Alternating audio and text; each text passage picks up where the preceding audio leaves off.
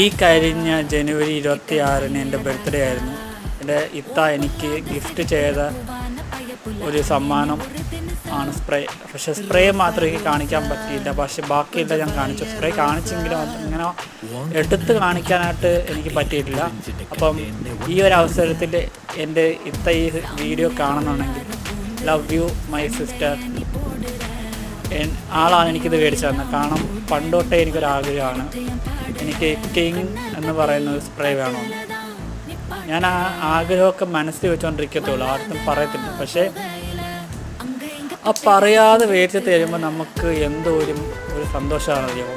നമ്മൾ മനസ്സിൽ വിചാരിക്കുന്ന സംഭവം മേടിച്ച് തരുമ്പോൾ അത് വല്ലാത്തൊരു ഫീലാണ്. നിങ്ങൾക്കും ഇങ്ങനത്തെ അനുഭവം ഉണ്ടായിട്ടുണ്ടെങ്കിൽ ഒന്ന് കമൻറ്റ് ചെയ്യിക്കണേ. ഞാൻ നെഗറ്റീവായാലും പോസിറ്റീവായാലും ഞാൻ സ്വീകരിക്കും. അപ്പോൾ അടുത്തൊരു വീഡിയോ കാണുന്നത്. Tata bye, love you family.